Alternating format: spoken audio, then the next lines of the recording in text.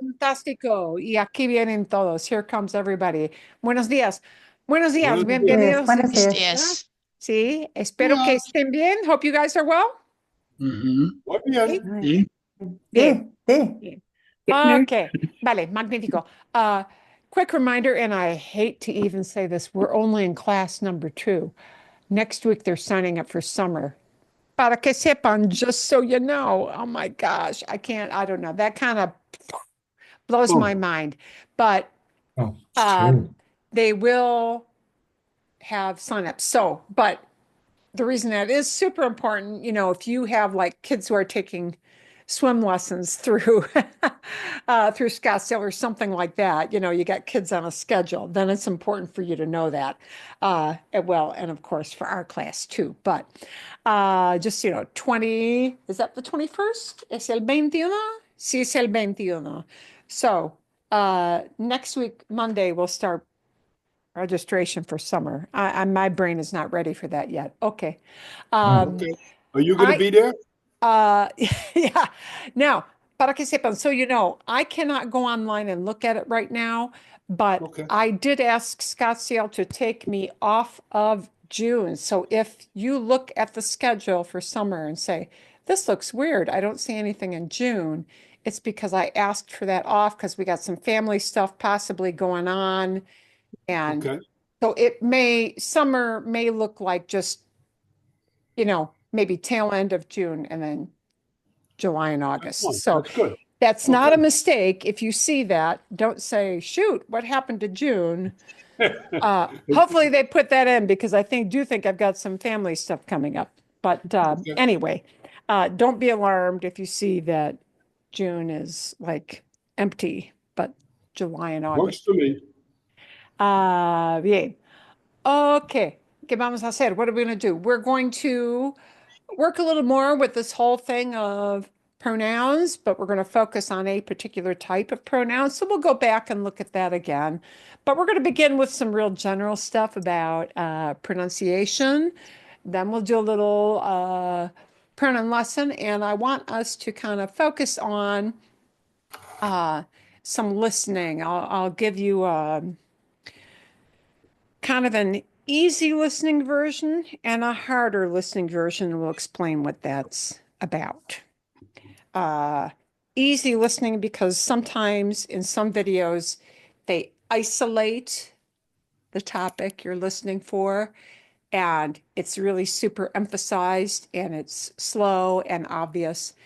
And in other kinds of listening practice listening videos, it is more natural speech, and therefore you will find those elements, the pronouns we're talking about, but they're going to be buried Mm. within the story, which is harder for you. Okay, so we'll Mhm. listen to the easy, isolated version and yeah, the harder version, because in real life you will hear the harder version. That's the way people talk, by isolated I mean often a video will isolate only. We're going to use some pronouns. You're going to hear where they go. And so you're really super conscious of it. But in real life speech, a true listening comprehension video, you will only see these things sprinkled in where they need to be used. And then you will not hear it in other spaces where they are not needed. And that is much more like real life speech. So we'll take a look at both of those. Uh, Marilyn, can I make a comment? sí, sí, Sam, sí. on the Safari video, Sí. my wife commented to me that her pronunciation of certain species is from Argentina, which is different from the rest of the Spanish community. Sí, eso es posible. Yeah, yes. Okay, sí, sí, sí, sí.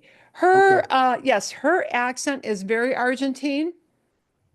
Hmm. Yes. So there are differences, and the most obvious and glaring beacon that says, I'm from Argentina, soy de Argentina, is that zh thing. Sure, Yeah, sure, sure. Yes. se llama instead of se llama.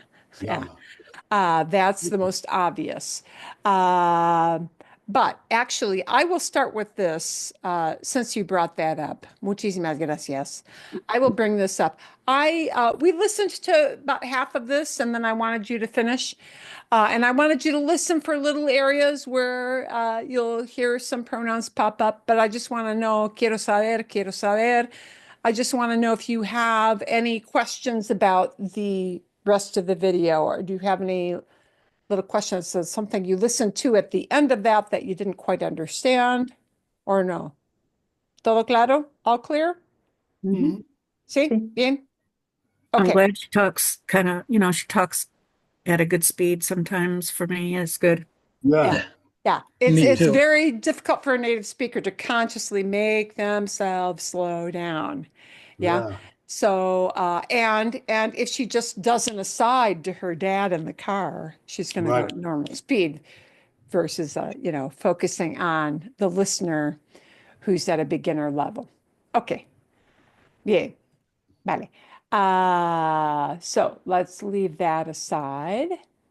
I want to start with a little pronunciation video as a warm-up.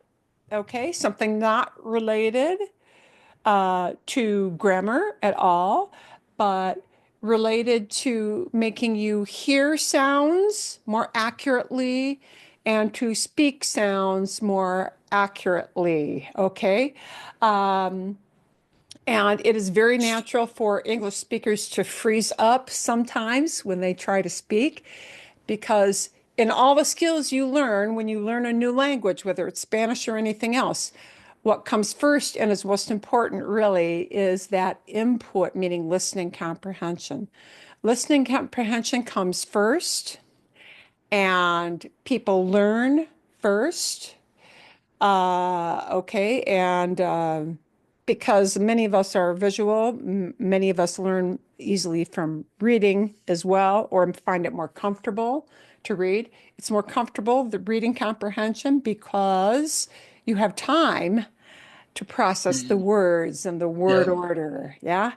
And you Yeah. have time to get that mentally, all set up in your brain for what's the message of this piece. All right. And speaking really comes last. And that's the natural order of people speaking. The ability to speak is hardest and does come last in the skill set, in the order of the skill set. So if you ever feel like, wow, I can do fairly well listening to people and getting the main idea, great, because that's the order, number one, that has to come first. But it's very natural to find it difficult to speak. But these little pronunciation things will help you in certain cases think about, detect, and maybe work on speaking points that maybe you don't think about, or you think you sound great, but it's a little off. Uh, and he's going to talk about some tips for pronunciation to make it better. And the reason you want your pronunciation to improve is not so much to sound like a native, but rather to make sure that the message you are speaking is understood, easy to understand, right? The less thick, everybody has an accent. Everybody. Yeah. Yo también. Yeah, me too. Everybody has an accent. The trick is, how easy is it for a native speaker to understand the idea you're communicating rather than them having to think hard and ponder about what did this person just tell me? Okay. A ver, pueden ver el hombre aquí en la pantalla. Can you see this guy on the screen? ¿Sí? Bien. Okay. See? Hay trucos, so tips. There are going to be some tips he's going to give people. We are going to look at here. And the great thing is that you can change them, even if you don't think you have a great ear for Spanish. Because the reason you might not have a great ear for Spanish yet is probably because you haven't had very much help with it. Most courses and apps treat pronunciation as kind of an afterthought. They throw in the basics, they say a, e, I, o, u, and then they pretty much expect you to do the rest yourself without any further training or help. So let's start changing that right now. By the way, I'm Connor, and this is Breakthrough Spanish, a channel to help simplify Spanish so that you can speak with more confidence. The first mistake has to do with an interference from English that affects almost every student that I've worked with, and typically they're not aware that they're doing it. So here's what happens. English speakers tend to pronounce Spanish words like these as plátano, casa, cabeza. Now, you may think those sound pretty decent, Yes. and you're also seeing them written down. So you're combining your listening with your reading, yeah? But those pronunciations he gave you are typically what you hear an English speaker say, and they're a little off. I'm going to Okay. back it up so you can hear those one more time. They are a touch off. These as plátano, casa, cabeza. What's wrong with those? Okay. Continuemos. Let's continue. Instead of plátano, casa, cabeza. And what they are doing is reducing the vowels. They're turning them into what's known as a schwa sound, which is basically the sound And this happens all the time in English. Really, anytime we have a vowel that is not emphasized. That is the pattern that we use in English, as in button, taken, pencil, computer, or in phrases like I want to go, or he can see, or should I help? So think about these. We reduce these, okay? Schwa in English, that schwa sound is evil and pernicious. When you move into Spanish, it is evil and pernicious. You want to try to eliminate the schwa as much as possible, okay? But we don't really think about what is a schwa, who cares about a schwa? Well, we do. Well, schwa is a reduction. It means you're cutting the vowel sound very, very short. That's what a schwa sound means. But think about this. When you speak in a normal pattern, do you pronounce that first sentence as I want to go? Or do you say I want to go? Want to go. I want to go. I want to go. We even do I wanna, I want right? I want to go. I want to go. I want to go. I want to go. How many people really say to? not me. Yeah. Okay, so that's the point. That word to gets a reduction. That schwa is a reduction. It is a cut. We're like going in with a scalpel and cutting that sound.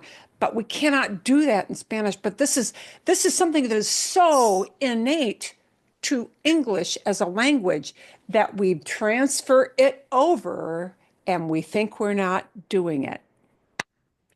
We're unconscious of doing it. So he can see. The can gets reduced. It gets cut real short. All right. So this thing is so deeply ingrained in English that we carry it over to our Spanish, and we have to fight that. If you grew up speaking English, you've probably never needed to think about this, but it is a rule that we apply not consciously to our English, which means that most likely you are not consciously or accidentally applying it to your Spanish too by reducing vowels. In particular, vowels that are not emphasized, vowels that don't fall in the emphasized syllable. So if you have an American accent or an English-speaking accent when you speak Spanish, you will have a tendency to say these words like this: nadar, nadar, caminar, caminar, viajar, viajar, mesa, mesa, puerta, puerta.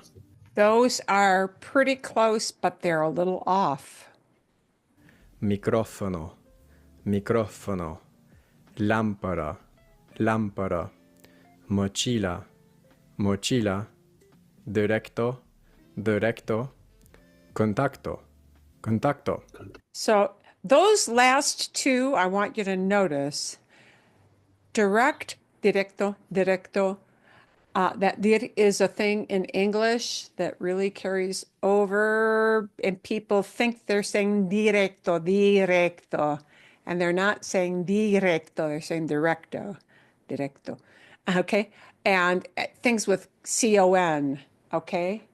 We reduce that quite often in English, and you may subconsciously be doing that. So contacto, contacto, that o,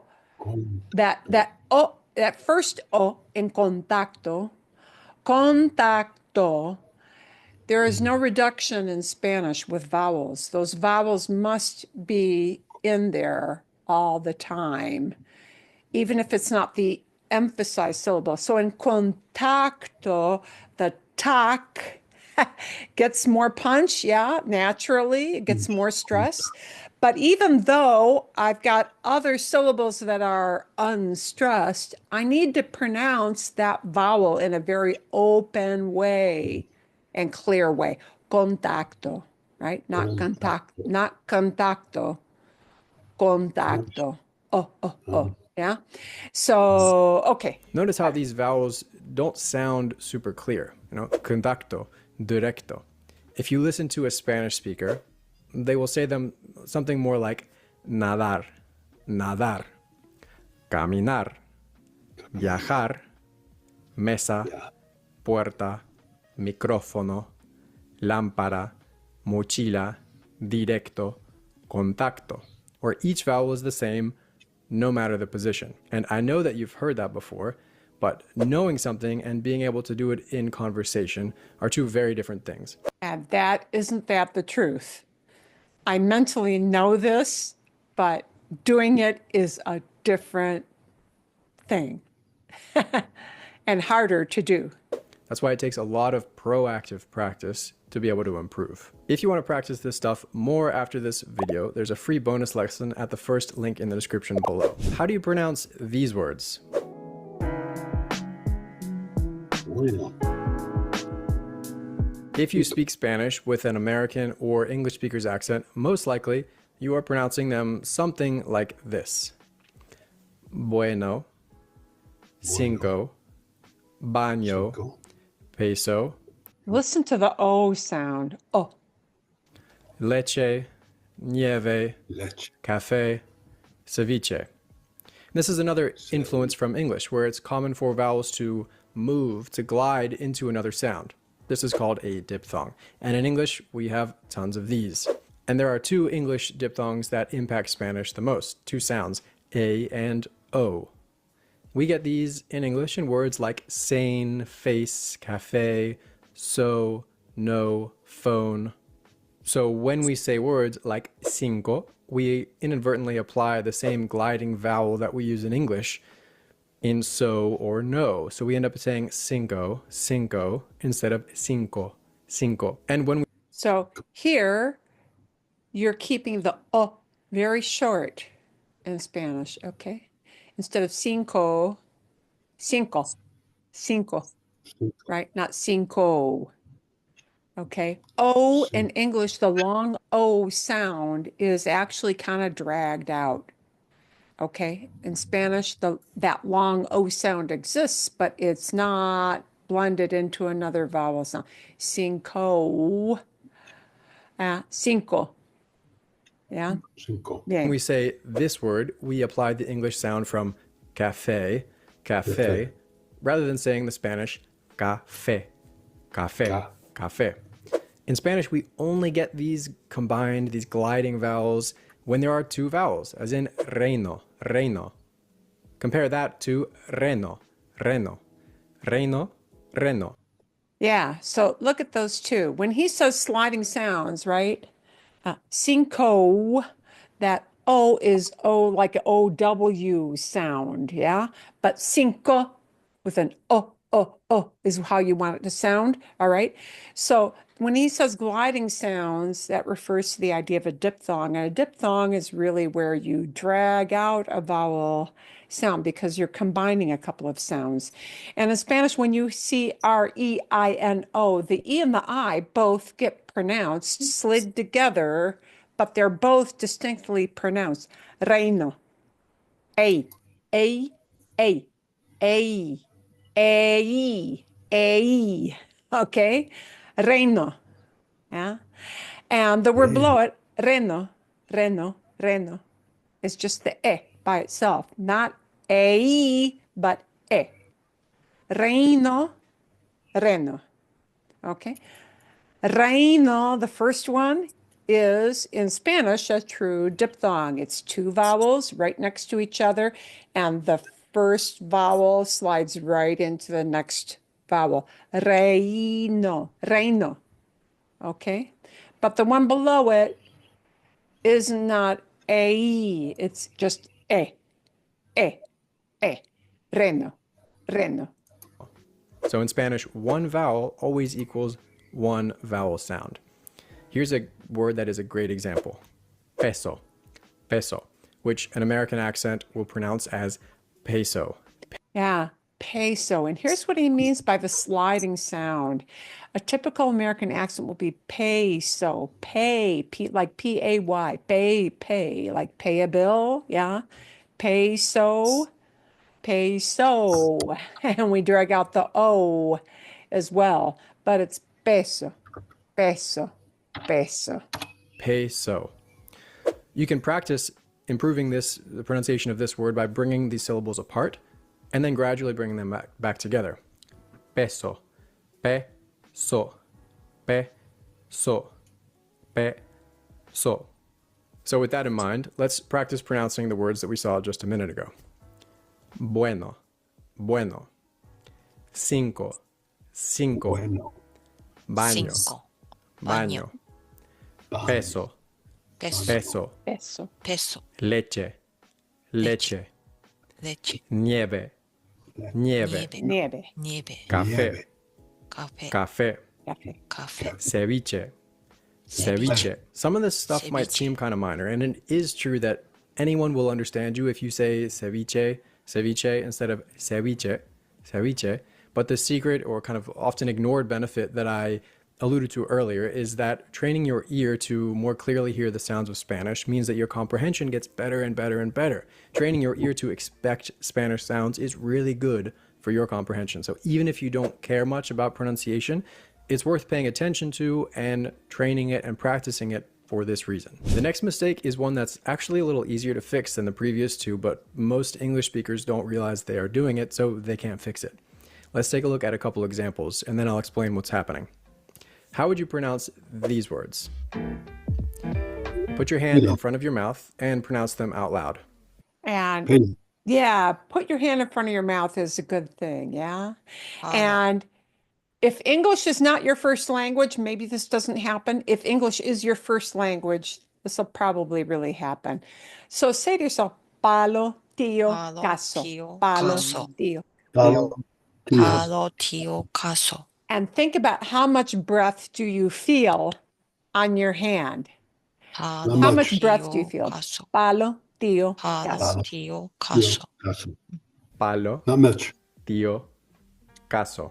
Notice the first syllable when you're pronouncing it, the p, th, k sounds. If you notice a burst of air coming out, you are probably saying them with an English or an American accent. Pronounced that way, these words are going to sound like palo, palo, tío, tío, caso, caso.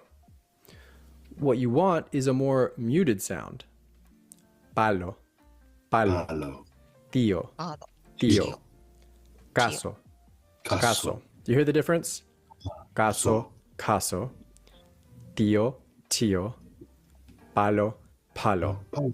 But how do you fix it? Well, you can't fix it overnight, but here is a pretty helpful trick. With the sounds P and C, it's relatively simple. You want the sound from English words like spot or skate, because those are not aspirated. We don't say spot or skate. We take that p and k sounds and we'll apply it to your Spanish. I'll give you some words to practice with in just a second. The T is a little trickier, but it's really important because it affects other sounds, in particular the ere. If you struggle to pronounce the R in words like trabajo or tres, very often the T is the reason why, because the Spanish te is pronounced with the tongue against the top teeth, típico, típico, not against the roof of the mouth, typical, typical, típico, typical. If you try to say tres or trabajo with the English t, it's almost impossible to jump to the Spanish R. tres, Yeah. trabajo, trabajo. So it's really important to make sure that your Spanish te happens with the tongue against the top teeth. Te. You can practice not aspirating your p, t, k sounds by looking at those English words, spot, skate, stop, and kind of noticing that difference. Then you can practice with Spanish words that have sp, st, sk, as in español, estar, oscuro, because those will be easier words to practice with.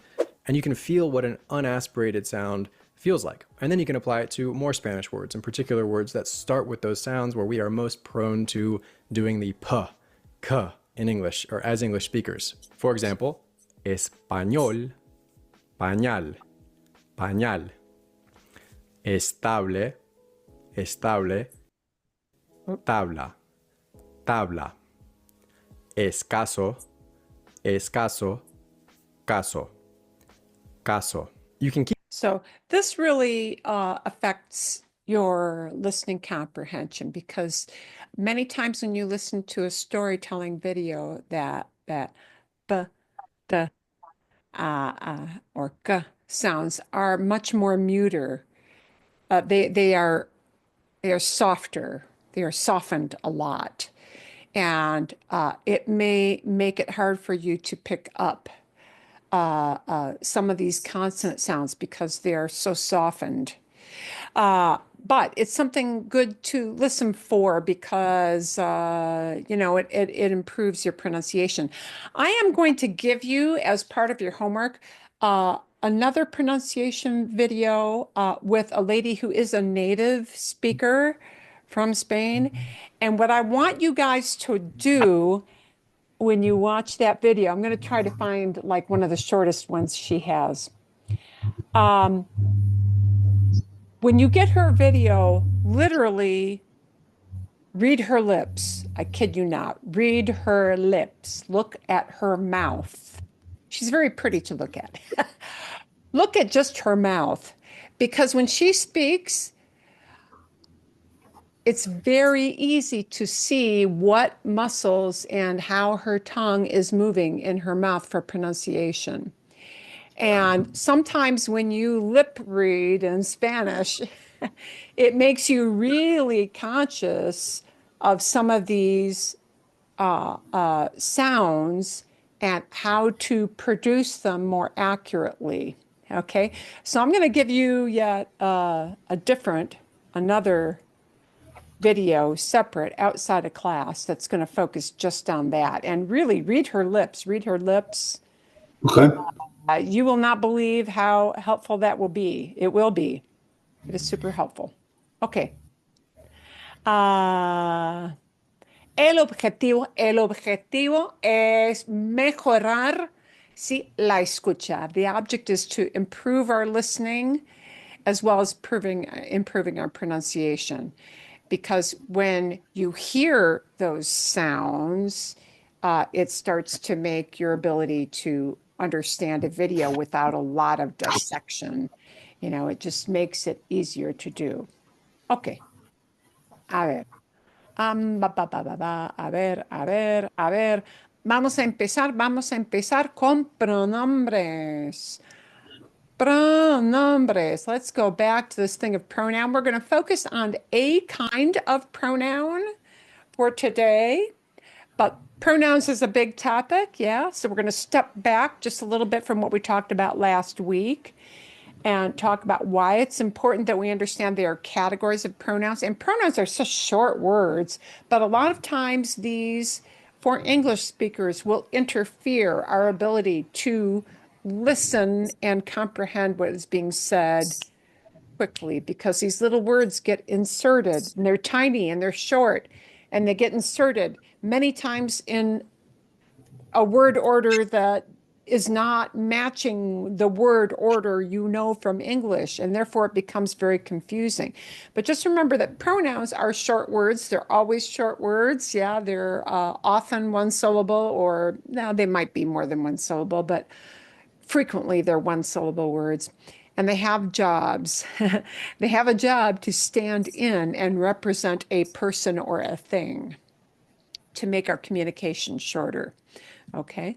Now, in Spanish, there are different kinds of pronouns. And again, I sent you this file last week, but they're color coded for a reason, right? Subject pronouns are what you learn first, but you actually use the least. Okay. Subject pronouns tell you who does something. Object pronouns, whether they are direct or indirect, tells you who receives the action. Subject pronouns tell you who does the action. Object pronouns tell you who is on the receiving end of the action. Prepositional pronouns come after a preposition, like words like a, de, en, con. All right. We're going to leave that kind of to the side, but it is a pronoun. And this pronoun here, which we're going to focus on today, this purple category, see, en color morado, aquí el color morado, en la caja morada, see, reflexive pronouns.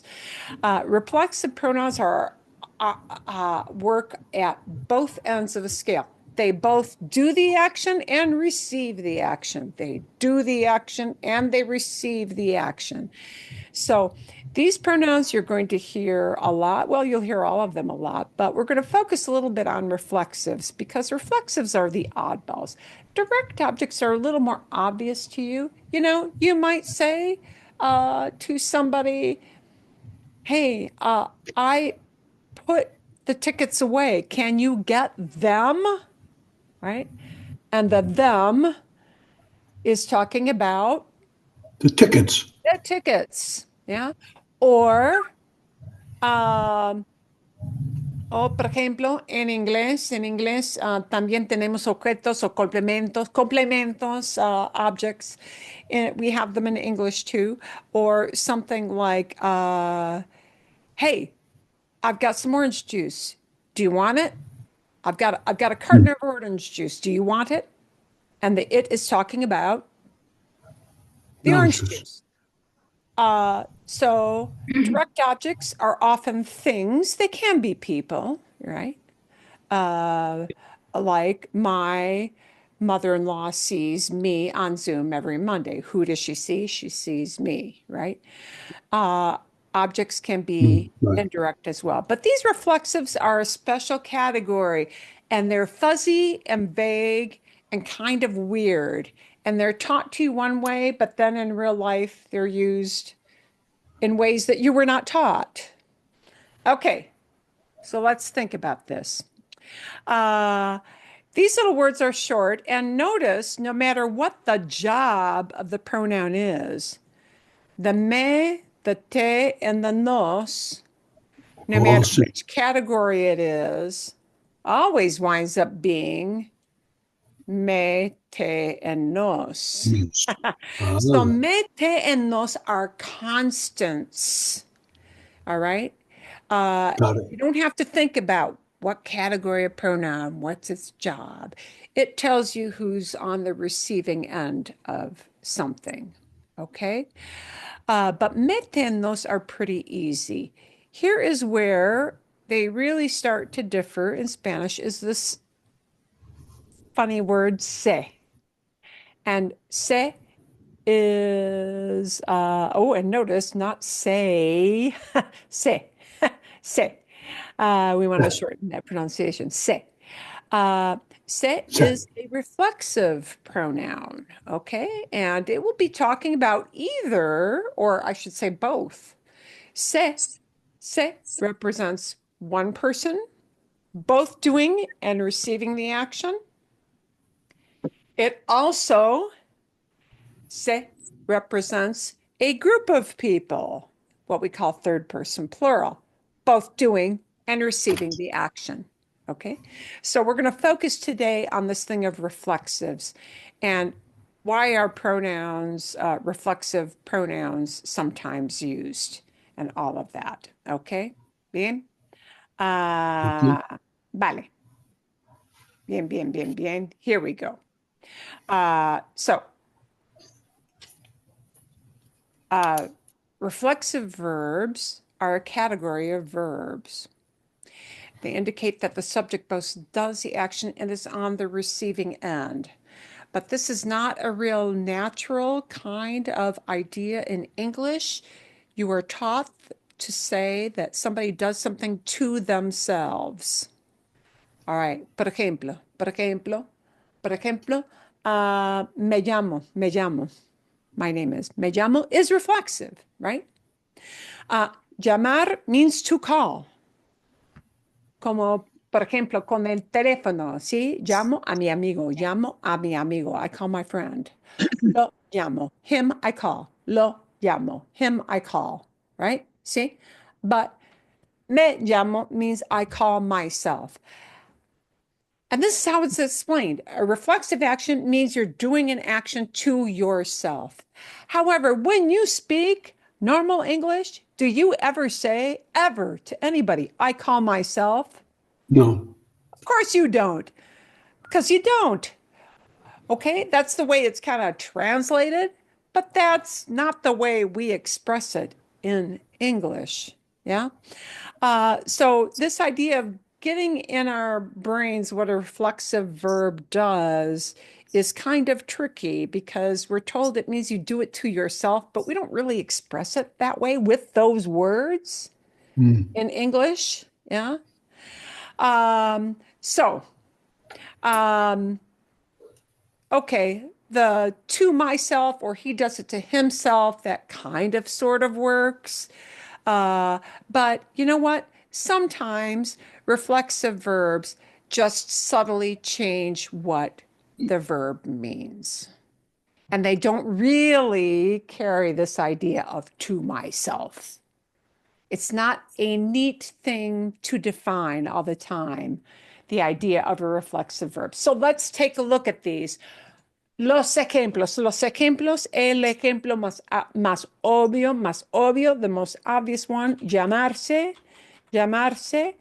to call oneself. But again, nobody's going to say it that way. They're going to say, my name is, his name is, and like that. That's the way we say it. So that myself, himself is not really a helpful translation. Llamar just by itself means to call. It might be you're yelling out. You're calling your dog. See? Ven aquí, Fido, Fido. Ven aquí, come here, Fido, right? Call is just to call. But this llamarse is used to identify your name, all right? So a lot of verbs you may hear as by themselves, the verb, or with that se idea, me, te, se, or nos, okay? Otro ejemplo, despertar. Despertar is to wake.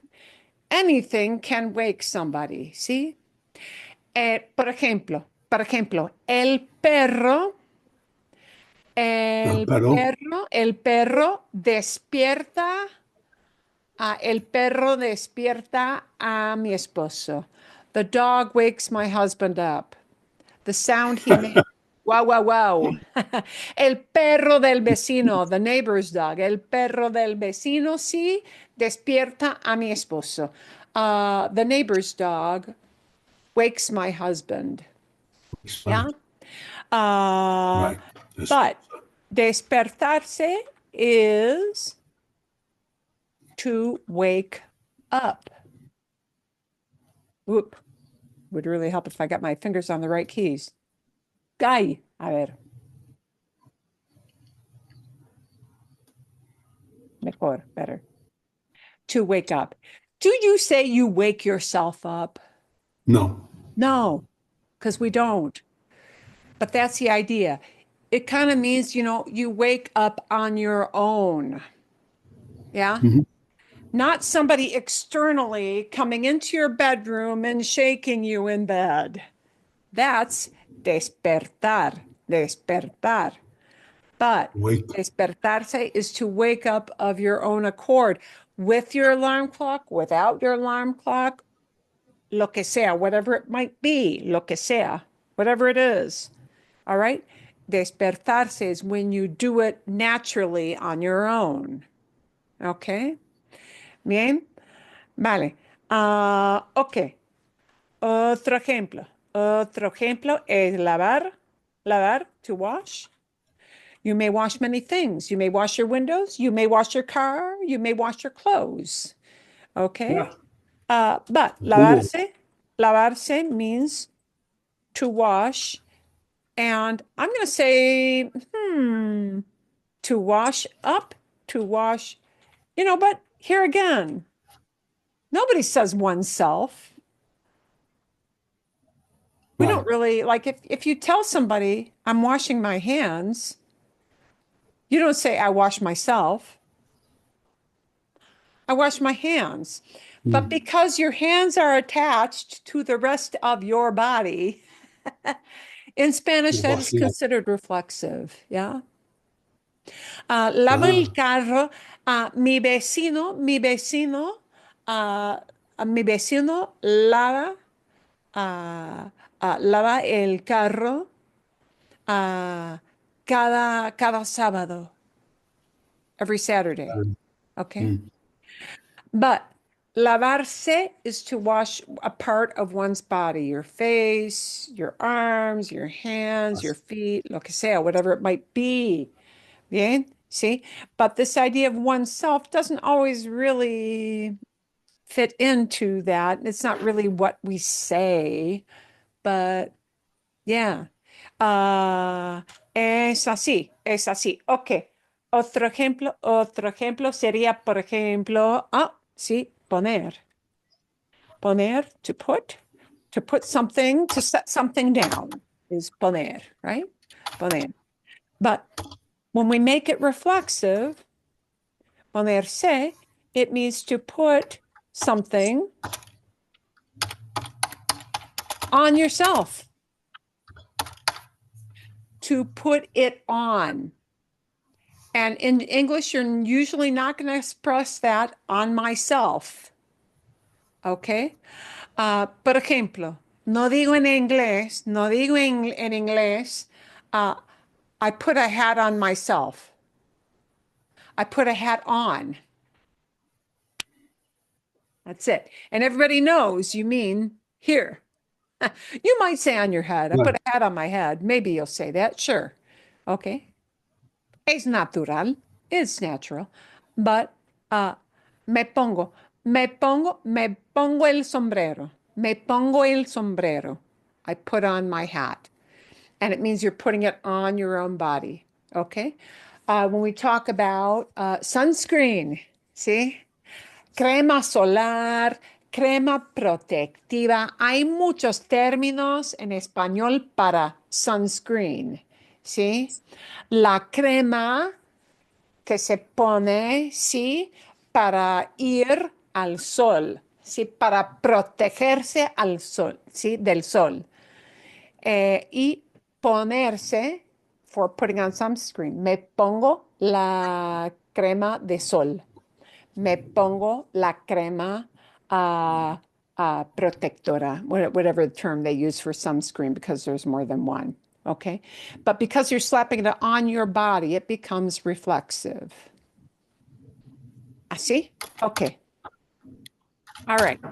Let's take a look at something else. This is a little bit subtle, Comprar, to buy. Comprarse, if it's reflexive, does it mean you're buying your own body?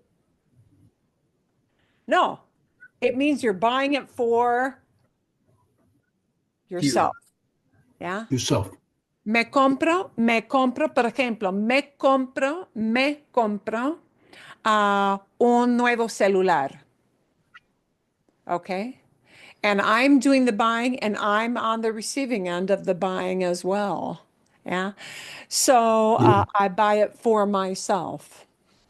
Es común oír la expresión de comprarse, buying it for oneself. So these little structures are what we call reflexive verbs. And these little me te, nos pronouns will sometimes kind of get in the way of your understanding things, but we have to get used to the idea of, unlike the subject pronouns of yo, tú, él, ella, usted, ellos, ellas, ustedes, nosotros, which we often ignore those subject pronouns. These are reflexive. If a verb is being used reflexively, you cannot skip it like you skip yo. You cannot skip it like you skip tú. Okay? Because the metenos are telling who something is happening to. So we're going to do a listening first that's going to do slow, todo muy obvio, everything very, very obvious. And this is going to be the isolated kind of listening video where they show you verbs that are reflexive and why they do that. Okay, a ver, vamos aquí. And you're going to see very obvious examples. Material extra como ejercicios. Oh, let's skip some of the introductory. Únete a nuestra membresía. Hola. Hola Juan, ¿cómo estás? How slow? ¿Qué despacio? Muy bien. ¿Y tú? Bien. Bueno, la verdad, no muy bien. ¿Por qué? ¿Qué pasa? Llegué tarde a mi trabajo esta mañana. And llegué is just a past, and llegué is a past for yo. Llegué. I got there late. Okay? To arrive, to get to a place is llegar. See? Llegué tarde. I got there late. Not reflexive. I got there. No need to be reflexive yet. Me ha pasado 3 veces. Oh, here comes a little pronoun to kind of throw a wrench in our monkey throw a wrench in the works. Me ha pasado. The ha pasado is just it has happened to. But who has it happened to? It has happened to me, and this one's not reflexive, but it's a receiving end. It has happened to me 3 times. Salgo de mi casa a las 7:15. I leave my house at 7:15, and I don't need a reflexive there. I leave, right? Boom, that's it. Un verbo regular. Pero creo que tengo que salir más temprano. But I think that I have to leave earlier. ¿A qué hora te levantas? And here's our big isolated use of a reflexive. Levantar means to lift something. If people lift weights for exercise, it's levantar. But levantarse is to lift your whole self, okay? And we just say get up. Nobody says lift myself. En inglés no se dice lift myself. Es poco natural. It is not natural to say that, see? But the question is te levantas. The te matches up with a tu verb form, right? The te, which means a you, is matched up with a verb form that's in the tu verb form. So we would say, what time do you get up? Get up. Okay? Te levantas. You can talk about levantarse to get up out of bed. You can talk about levantarse to get up out of a chair. Any place you're lifting your body up off of is levantarse. What time do you lift yourself? No se dice. ¿A qué hora te levantas? What time do you get up? Bueno, me despierto a las 6. And now she says, I naturally wake up. Me despierto. Me has to match up with a yo verb for a reflexive. Yeah? And notice she doesn't say the word yo. We ignore that subject pronoun. But despierto just means I wake. But despierto means I wake somebody else. Maybe I wake my partner, my husband or wife in bed. Maybe I wake up the kids. Maybe I wake up the animal to take them out for a walk, right? But when I naturally wake up myself, yeah, it's me despierto. And the yo verb form has to match up with a thing that would look kind of like it matches up with the idea of yo, but it's the me word because it's a reflexive. Me despierto. Pero leo las noticias en mi celular y luego me levanto a las 6:15. Okay, bien. So let's take a look. Reflexive verbs, this is pretty isolated, but you begin to see every single verb is not a reflexive. It's very hard to have every single verb when you have normal speech that all be reflexives.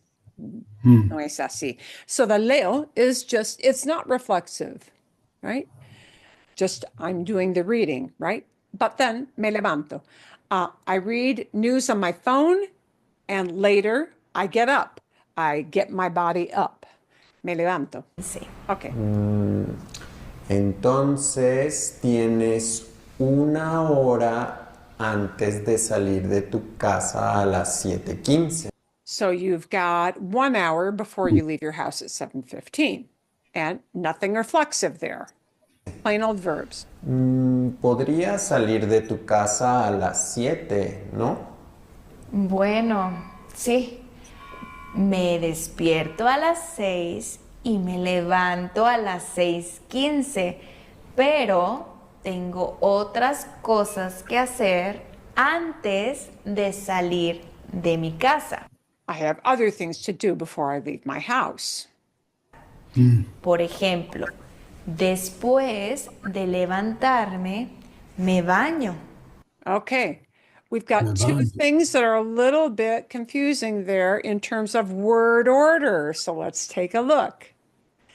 Después de levantarme, después de is a magic word. A magic word is a preposition. Of is a preposition. So when I combine después de, after, okay, the idea of saying after, después de, a verb that directly follows the word de has to stay as an infinitive. It doesn't get conjugated.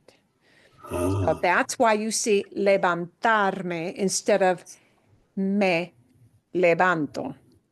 Después de levantarme, after getting up. After getting up. And they don't use the ing structure in Spanish to say that. De is a preposition. So any verb that is right next to, right after that word de has to stay as an infinitive.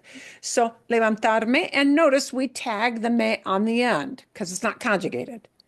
So we just slap it on the end. Después de levantarme, after getting up. And now she does talk about what I do to myself. Me baño. I bathe. I bathe. Okay. And bañarse can mean take a bath. In Mexico, it's often used to express the idea of shower, like ducharse. There is a verb ducharse, to take a shower, but some people prefer to use bañarse instead of ducharse. No big deal. They mean the same thing, get in the shower or get in the tub, whichever way you use, right? Me baño. This has to be conjugated because it's not right after the word de, and it's talking about what I do to all the parts of my body. Yeah? Me baño. And baño, the verb tells us that yo is doing the action, but I do it to my whole self. So I need that corresponding idea of yo, which in this case turns into that little word me. I need those two to match up together. It's a true reflexive. Me baño. Me lavo el pelo. I wash my Hair. Your hair is a part of your body, so this is a real obvious reflexive. Me lavo el pelo. Tengo mucho pelo. I got a lot of hair. Luego me visto. Me visto. I get dressed. Yeah. Vestir is to dress up somebody else. A toddler generally isn't so good at putting on their socks and underwear and clothing. Yeah, so we help little kids get dressed. But when you put clothes on yourself is vestirse, vestirse. Me visto. Visto, la forma de yo. I'm doing the action, but I'm putting stuff onto my body. So it's reflexive. Me visto. I get, Bingo, and we say, decimos en inglés, we say in English, I get dressed. Dressed. Get is a very weird word in English. We throw it around all the time, right? But it would be very, very unnatural in English to say, I dress myself. Well, maybe not. I dress myself. We don't generally say that. It makes sense, but we don't say that. I dress myself. I get dressed. Me visto. Me maquillo. Me maquillo. I put stuff on my face. Me maquillo. I put on makeup. Yeah. Maquillar is the person who works for, I don't know, MGM, Fox Films, whoever produces Apple TV, a people who is a person who's a makeup artist. That's maquillar. But maquillarse is put makeup on yourself. Me peino y me cepillo los dientes. Y me cepillo los dientes.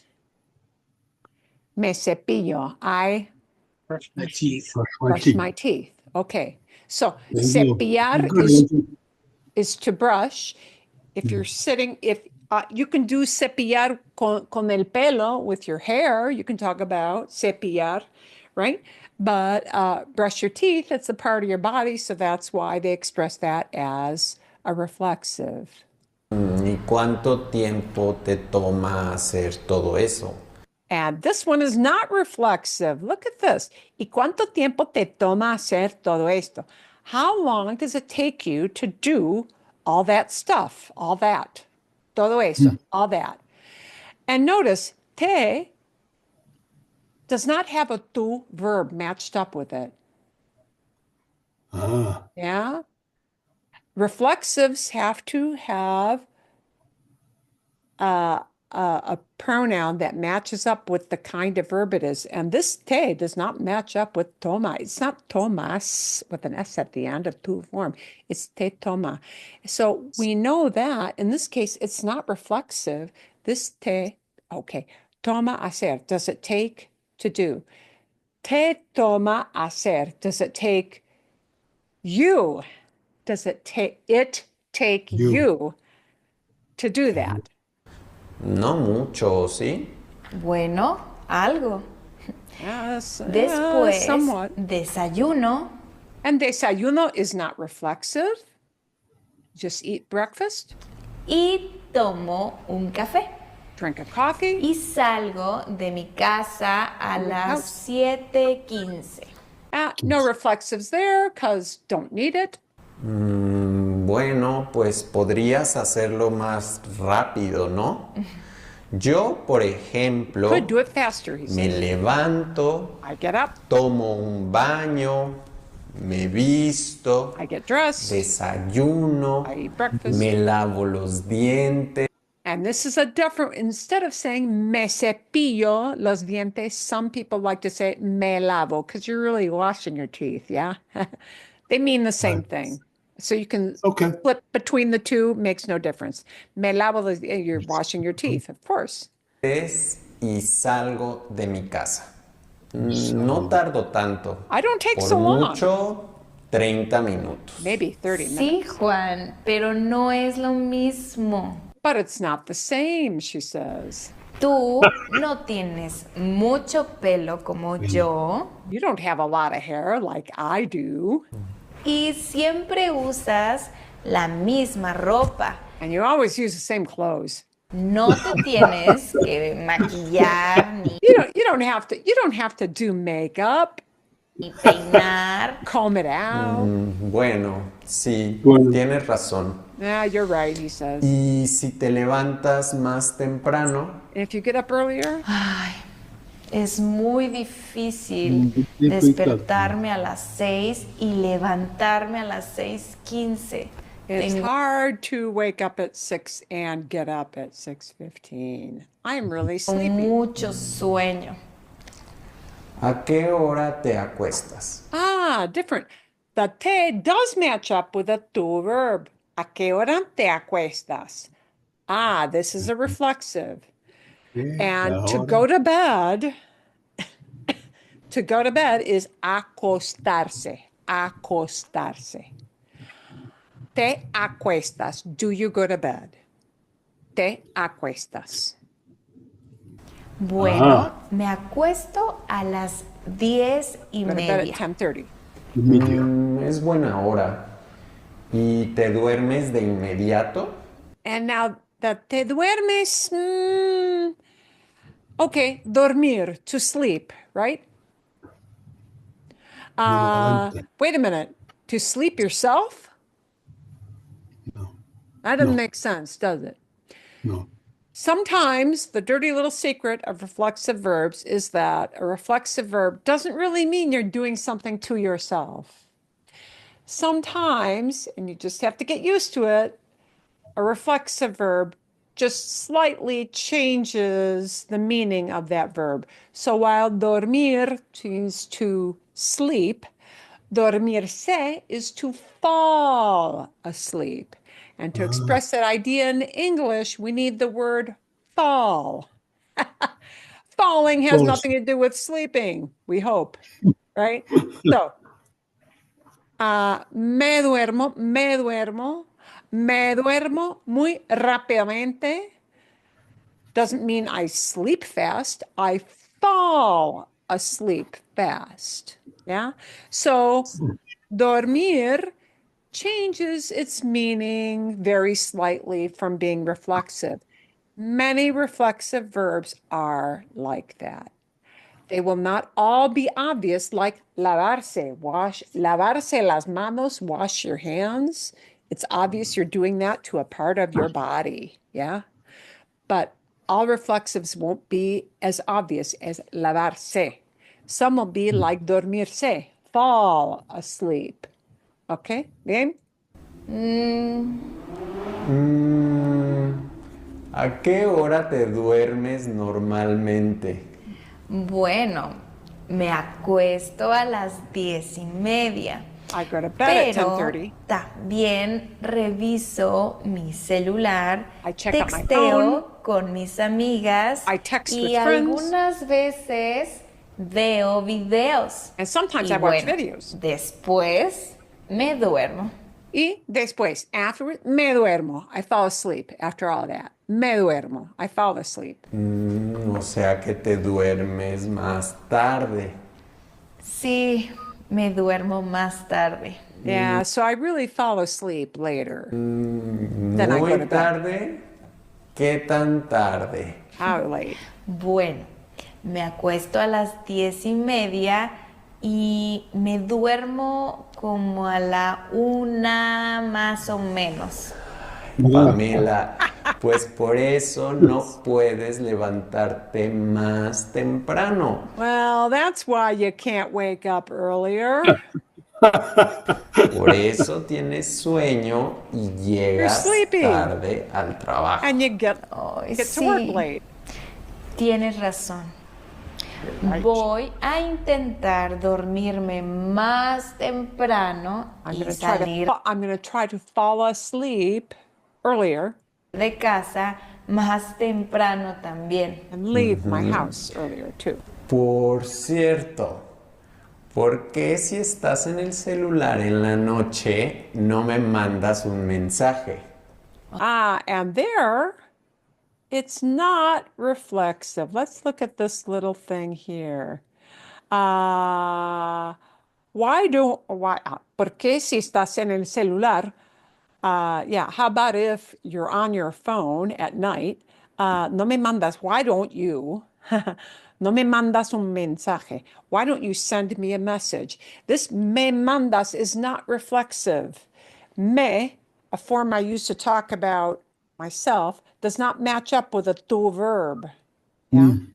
So the me here is not reflexive, but it's saying something is being done to me, right? The me Yeah. says that. So mandar means to send. To send. Okay, they've got a couple of verbs for send in Spanish, but this is one. ¿Por qué no me mandas? Why don't you to me send? Me mandas, me mandas. ¿Por qué no me mandas? Why don't you send me a message? Why don't you send me a text? Okay, so here, not reflexive because it's not te mandas where they match up the same kind of form. It's me mandas. You send to me. Yeah. Right. Un mensaje. Ay, Juan, porque tú sí te duermes más temprano. You do fall asleep early. Eso sí. Por eso puedo levantarme más temprano y llegar temprano a mi trabajo. That's why I get up early and get to work on time. Lo sé. Lo sé. Here's another little pronoun. It's not reflexive. Lo sé. Sí. I know. I know. Lo sé. Okay. Sé means I know, right? It's the yo form for saber, to know something. And in Spanish, it's often expressed as lo sé. It I know. It I know. I know it. I know. Yeah, lo sé. Lo sé. Lo sé. Si te gustó nuestro video, Okay, that was a little isolated version of some reflexives. So let's take a look.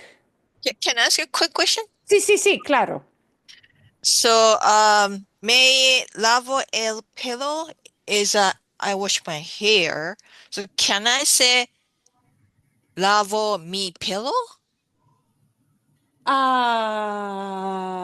You can say it, but it's not the way they say it. It's always me lavo el pelo. You Okay. can say it. Now, would somebody understand you?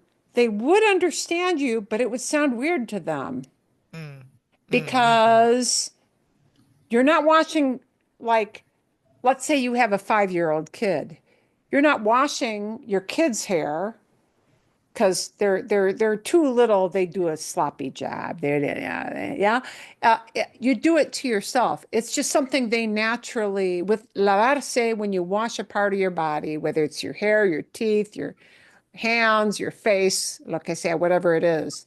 It's always lavarse. Me lavo. Yeah. When you wash an external thing, something that's not a part of your body, then it's just lavar. Just lavar. Okay. Thank you. ¿Entiendes? ¿Entiendes? Okay. Let's take a look at how that will be set up.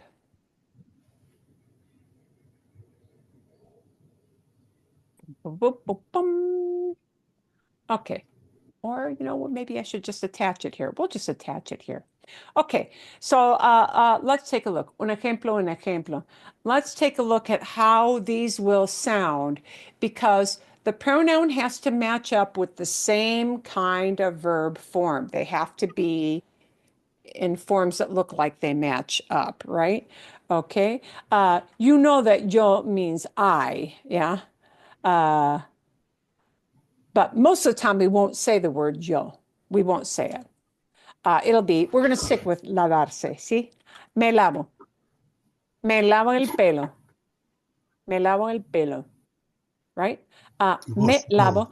A yo form of a verb needs to match up with a pronoun that talks about the same person. So it's me lavo, right? The yo, they won't bother to say. You won't hear that. People just won't, unless they're being emphatic, you know? And in English, we do that with our voice. Well, I wash my hair every day. Yeah. But yeah, then somebody might say, yo me lavo el pelo, but normalmente no se dice así. Normally, you don't say it like that. So if you're asking it in a question, right? it's got to sound like this. Te lavas el pelo todos los días. Te lavas el pelo. Te lavas el pelo, right? So the tu verb form has to match up with a pronoun that sounds like it's talking to you, okay? See? Bien.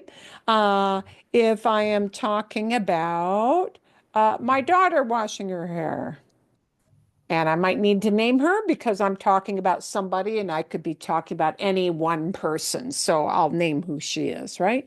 Mi hija se lava. So lava, a third person singular. It's not a yo verb. It's not a tú verb. It's not a nosotros verb. It needs to have this se pronoun, right? Se lava. Se lava el pelo. Mi hija se lava el pelo todos los días. Bien, bien, se lavan. If I'm talking about a group of more than one person, okay? Las chicas, it will still be se. Se lavan, but now I need to have a they verb, right? So se serves dual purpose. It talks about one person reflexively. It can talk also about a group of people Good. reflexively. So se does double duty. It works for one person and a bunch of people, meaning third person, not Love. first person, yo, not second person, tú, right? But third person, okay? And then nos lavamos el pelo. El pelo, ¿sí? Todos los días. Bien. So, to use a verb reflexively, a nosotros verb needs to have a pronoun that sounds like it matches up with the idea of we. Yeah. So it's got to match up with that pronoun of nos. Okay. And those will be the forms. There is one other form, an os form. You'll only hear it in Spain. I'll show you what it looks like. But on this side of the Atlantic, people don't bother to use it. In Spain, they do, but in Latin America, they will not. And this is the you guys form. It's the idea of ustedes, but it's what they call the vosotros, you guys, which is the familiar, friendly, like the plural of tú, yeah? It's the Right. vosotros, you guys idea. Okay, and it will sound like this. It'll use os. So some of the videos that you see for telling stories, you'll hear them say os, and it means you guys. See? Os lavais. And you will not hear that on this side of the Atlantic. But just so that you Okay. know, when you hear it, that's what it is. Os lavais. But we don't use this speaking. Okay? Bien? ¿Vale? Bueno? Yeah. Okay. Okay. Bien. Algunos ejemplos. Estos son algunos ejemplos. And keep in mind that the reflexive pronoun matches the verb form. Okay? If you've got a yo verb, it's going to have the me pronoun. If you've got a nosotros verb form, it's going to have the nos pronoun. Bien. Okay. Okay, I'll get that to come down a little bit better later on. Okay. Vale. Bueno, entienden, understand? In this case, for these, what we call reflexives, you gotta have matching verb with a matching pronoun, right? Okay. They need to play nice together, if you will. Okay.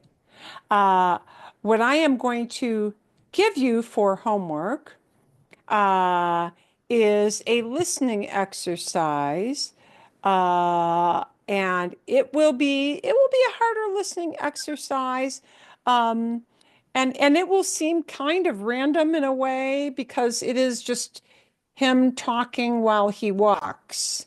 But I want you to notice will be a more natural thing. You're going to start to hear reflexive sprinkled in here and there. It will not be obvious like the first video where you had lots of reflexives just gobbed together because they were using that to kind of prove the point. Right. This will have them sprinkled in where they're appropriate, but not everywhere. Okay? Bien, but we're going to start and do keep the... Español con Juan es un podcast en español para one aprender again. español. Sí. Si tienes un nivel intermedio o intermedio alto de español, nuestro podcast te puede ayudar So keep the a mejorar tu nivel de subtitles on. comprensión y a aprender gramática the y intro. vocabulario en contexto de una forma natural, escuchando los comentarios y las divertidas historias de Juan. So now the point is going to be you're going to hear him just sort of musing while he wanders around the park. Okay. So it's not a real obvious story, but he's going to have some reflexives thrown in. We're going to kind of go for maybe the first reflexive example so that you get a little bit under your belt. Chicos, ¿qué tal? ¿Qué tal? Bienvenidos. Hey guys, how's it going? Chicos doesn't always mean teenage people or 10-year-olds. Yeah? ¿Qué tal? Chicos is commonly used to say, hey guys, yeah, ¿qué tal? How's it going?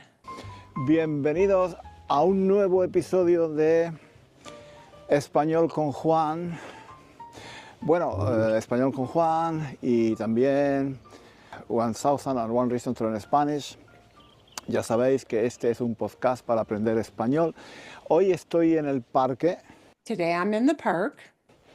No tenía ganas de quedarme. That tenía ganas just means I felt like. And in this case, it's the negative. I didn't feel like. And you're going to notice the very first reflexive right here. No tenía ganas de quedarme en casa. Quedar means to stay. Quedarse means to stay in a place. And it does not make a lot of sense. What? You stay yourself? That's not like wash your hands. Right. But quedarse es un verbo importante que es reflexivo. It is an important verb. It's when you go on vacation, you qued. ¿Dónde que te quedas? Where are you staying? Yeah. Quedarse is to stay in a place. Okay. So while it may not seem like, why is it reflexive? You just have to accept it is reflexive. And here it's not conjugated because it's after that magic word de. It's after the magic word de, so that means it stays in the infinitive, quedarme. No tenía ganas de quedarme en casa. I didn't feel like staying home. No tenía ganas de quedarme en casa. I didn't feel like staying home. En casa y he pensado en salir a dar and I una thought about going out vuelta porque and taking a walk. hoy es un día que no está mal. En fin, It's a day that's not too bad. hace un poco de frío, pero bueno, no está mal. Hace un poquito de frío. It's a little Cold. cold, but yeah, not bad. No llueve. It's not raining. No llueve. It's not raining. At least. Por lo menos no llueve, ¿no? Y entonces he venido al parque, a este parque que es mi parque favorito de Londres, Oh, I have come to my favorite park in London. porque es un parque, pero parece que estás en la montaña, en la naturaleza, ¿no? Es muy salvaje. En realidad no es nada salvaje. Salvaje means wild. Yeah. You think about like going out to walk somewhere like in a mountain and it's your way out in nature and it's not wild like that. See? No es nada salvaje. It's not wild at all. Muy bien cuidado. Es muy buen cuidado. It's very well maintained. It's very well cared for. Es muy buen cuidado. It's very well maintained. Y hay gente que, en fin, que trabaja aquí, que corta People who are working la here, hierba, que corta corta la hierba, they're cutting the Bushes, hierba, herbs. grass. They're cutting the grass, a los árboles, en fin. Tiene un cutting the aspecto trees. natural. Tiene un aspecto natural. It's got a natural aspect. It's got a natural look. See, un aspecto. It's got a natural look. Pero en realidad está muy bien But in reality, it's very well cared for. cuidado. Pero bueno, me gusta. Es uno de mis parques favoritos y fijaos que Oh, there's a fijaos. Fijarse is to notice. You don't notice yourself. You just notice. Fijaos, he's giving you a command. Hey, check it out. Check it out. Look at this. Pay attention. Is fijaos. vista, ¿no? No sé si podéis ver las vistas. Bueno, claro, I estoy don't know if you can see the view. haciendo he un vídeo podcast. Si estáis escuchándome, claro, no Si estáis escuchándome, here's a me. Si estáis, if you guys are listening to me, and there it's a direct object. Who are you listening to? Listening to me. Estáis escuchándome. Sometimes those little mes, instead of being in front of the verb, they can get tagged on. You saw them tagged on to infinitive. They also get tagged on to those ando or yendo kind of verbs. They often do that because they can. All right. We can tack them on to the end when it's an ando or a yendo kind of verb. If you are listening to me is the me. Si estáis escuchándome. no podéis verme, pero bueno. No podéis verme, you can't see me. Yo puedo describirlo, ¿no? Estoy subiendo una cuesta, por eso estoy subiendo esta cuesta. I'm going up this hill. Una cuesta is a slope, an incline that goes up, yeah? Subiendo, going up, subiendo. Estoy subiendo esta cuesta. I'm going up this little hill, this little incline. Por eso tengo la respiración un poco cansada, ¿no? Agitada. That's why I'm breathing kind of hard, yeah? Porque no estoy en forma, chicos. No Because I'm not in shape. estoy en forma. Y además porque acabo de comer. And I just finished eating. Tengo la pizza, he comido una pizza aquí. I ate a pizza. En el estómago todavía, ¿no? Pero bueno. Y nada, iba a ir a cortarme el pelo, iba a ir al... Iba a ir. I was going to go. And he's talking about a plan in the past. So just know that iba a says I was going to do something. And what he was going to do, cortarme el pelo. Cortarme el pelo. I was going to go and do what? Cut my hair. I was going to go get my hair cut. Cortarse el pelo is to get a haircut. Cortarse el pelo, right? It's not like cortar una flor, cutting a flower. Sí, no es como cortar un papelito. It's not like cutting a little paper. When you're cutting off a part of your body, like el pelo, it's cortarse. So he's going to talk about that. El peluquero is the barber in this case, because he's a guy. Al peluquero, ¿no? A cortarme el pelo, porque tengo el pelo muy largo, fíjate. Bueno, sí. Fíjate. Oh, look at this. Fíjate means look at this. Notice this. Si me estáis viendo en vídeo, ya veis, tengo el pelo fatal, ¿no? Tengo el pelo fatal. Tengo el pelo fatal. I've got crappy looking hair. Fatal is fatal, but awful. My hair looks awful. Yeah. Tengo el pelo fatal. My hair looks awful. Tengo poco pelo. I have very little hair. Pero largo, ¿no? But it's long. Tengo poco pelo porque ya soy viejo. Tengo pelo blanco, gris, muy feo, no me gusta. Quizás me afeito la cabeza totalmente, no sé, no lo he pensado. Quizás. oh, quizás, and we'll leave it here. Quizás me afecto la cabeza totalmente. Maybe I'll do something to my hair completely. Totalmente. Ok, Y totalmente. afeitar. Afeitar is to shave. Ah, So afeitarse is to shave your head. shave. In this case, he's talking about his head, Shaving his right? head. Cutting off Yeah. all the hair completely down to nothing. Yeah. I don't think he'd look good. But notice that afeitarse is used as a reflexive verb in Spanish. So when men shave their faces, it's afeitarse. And you know what? It's got to be combined as me afeito. Yeah, Me okay. afeito. I shave.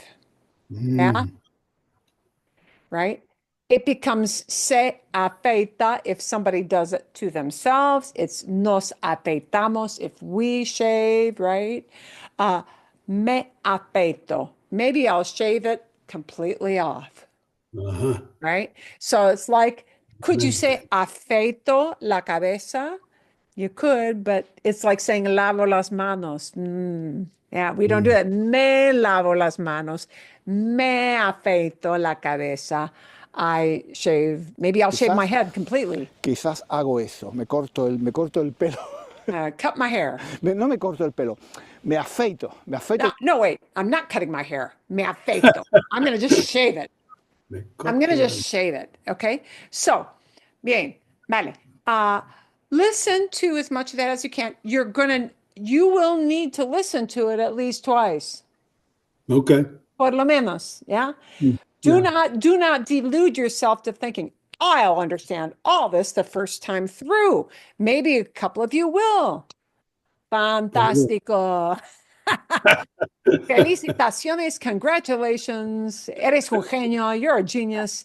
Bien, but una persona normal tiene que escuchar y ver con subtítulos and watch the subtitles, see? Because I want you to notice where he zings in every here and there something that has a little pronoun that matches up with a verb. And it'll be here and there, but not every single verb. Yeah. Which is why this one is tougher to listen to. But I want you to notice that. See, es como tu tarea. Bien, ¿vale? And we're going to slowly look at some verbs that next week can be used by themselves, like lavo el carro, but they can also be used reflexively. We're going to look at both sides of that, yeah, and how they're used. And I'll give you a little list so that you can preview verbs that you'll typically hear by themselves, just the verb, or maybe as a reflexive, and how the meaning changes a little bit. ¿Entienden? See? Great. See? And I'll maybe ask you to do a couple of little examples, but really short and very easy examples. Bien? Yeah. Bien? Fantástico. Okay. Marilyn, you'll send us the other video before this one?